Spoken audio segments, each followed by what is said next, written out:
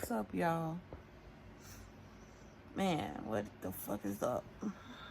Maybe it's just me, but lately I've been a bit more intentional with how I do most things, almost everything. Like, I have really been pouring into my environment, pouring into the people, places, and things around me. I just said the same thing twice. And also resisting to pour into people, places, and things around me. Because just as much as I pour into certain people, places, and things, I have to resist to pour into certain people, places, and things. I've been more observant of the people that pour into me, how people treat me, how people view me, how people respect me. I've been really paying attention to how people operate when it comes to me, because I've learned that is a reflection of how I feel about myself, one, and also of how that person feels about me and how they feel about themselves. Like, it's a cycle thing that happens because, oh my goodness, that concert the other night.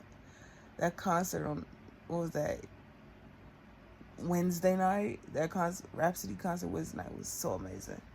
But specifically, the thing that really is flowing through my mind right now based on what I just said was when, oh my goodness, when I tell you we prayed, like we shouted that woman out, like we made her feel how she made us feel that night. We yelled, we chanted, we did it all.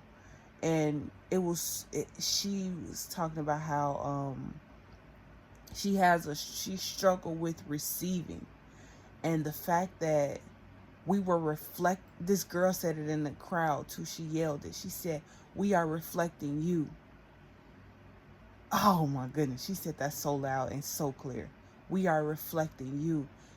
Yeah, you may have trouble receiving, but you don't have trouble giving.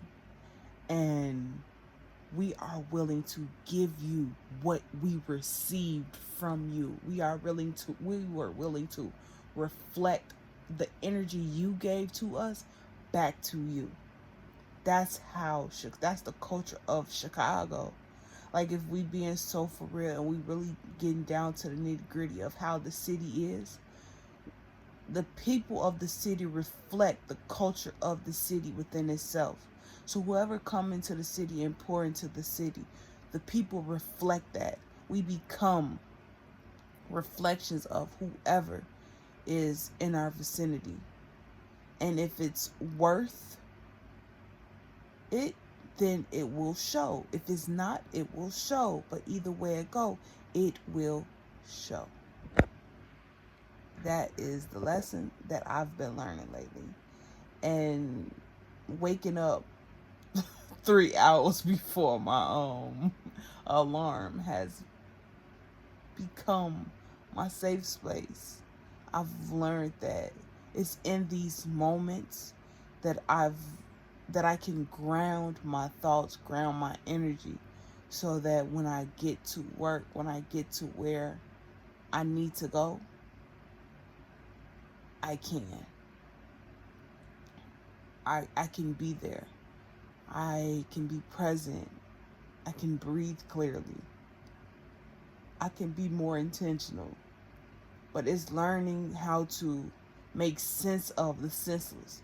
Because for one, I kept waking up at like 3 in the morning. And I kept wondering, like, why I keep waking up at this time. I don't like it. I didn't like the feeling of just getting up, like, out my sleep. Like, it's not like one of those things where it's like you roll over and you're like, oh my goodness, look at the time. No, it's like I'm being pulled out of my sleep. Like this morning, I was pulled out of my sleep. Why? I don't know. But that's how it felt.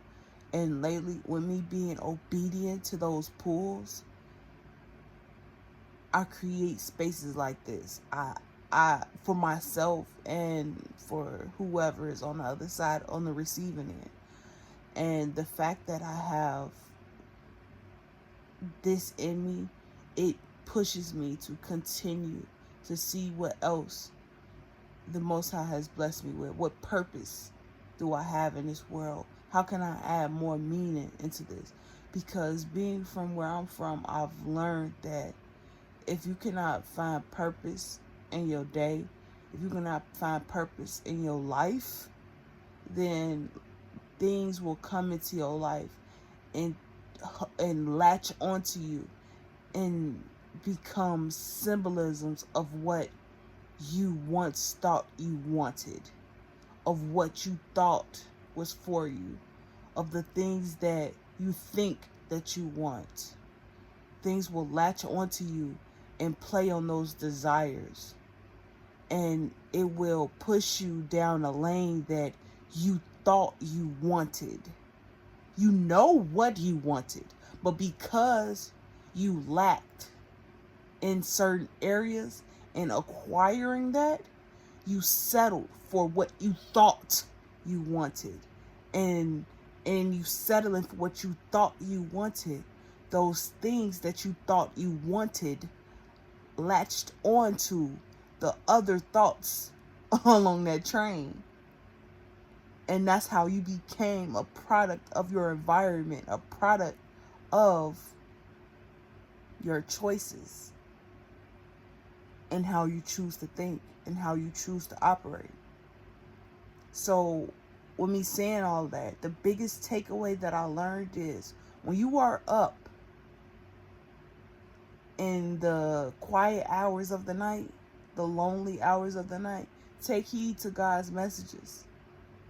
Be present and listen and be obedient. Listen to what DCM Fly said. Be obedient. You don't know how rewarding life will be once you finally become obedient. Everything you may want will be just lined up on its own. But first you must be obedient. First you must be intentional. First you must move with purpose. And then everything else will come. All the things that hurt will fall by the wayside. And you will learn that it has meaning. It all has meaning. So with that being said, I love you. I hear you. I feel you. I see you. I'm here for you. Peace and love.